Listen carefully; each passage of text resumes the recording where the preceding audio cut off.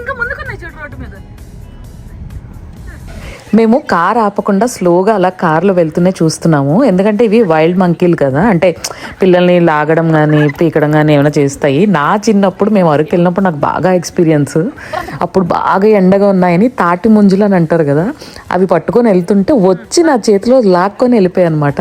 So ఆ risk అయితే ఇప్పుడు తీసుకోలేదు మేము. మమ్మల్ని ఫుల్ ఫాలో అవుతూనే ఉన్నాయి ఇవి కోతులు అయితే.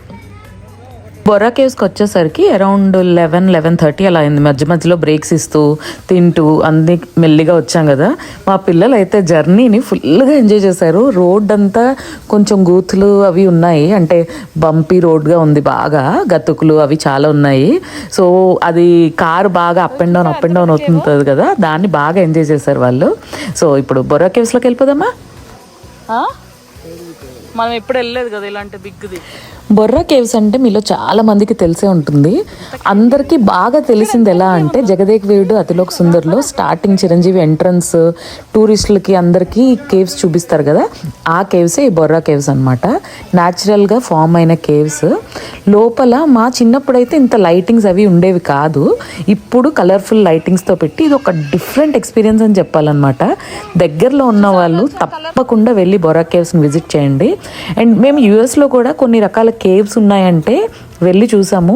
అవి ఈ బొర్రా కేవ్స్తో కంపేర్ చేస్తే చాలా చాలా చిన్నవి. ఇవి చాలా పెద్ద కేవ్స్ అన్నమాట.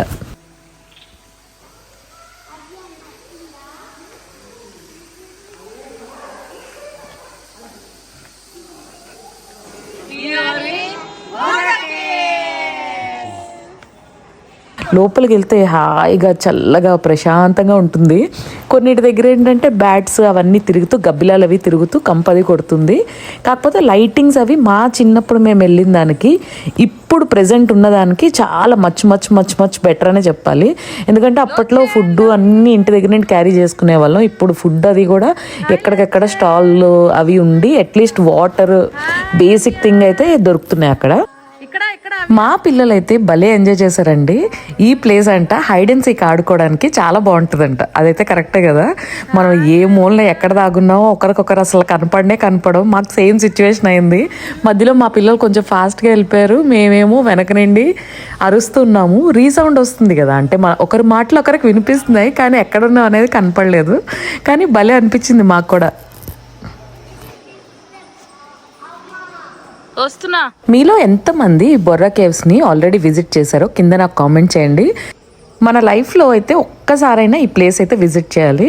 ఎందుకంటే న్యాచురల్గా ఫార్మ్ అయిన ఈ కేవ్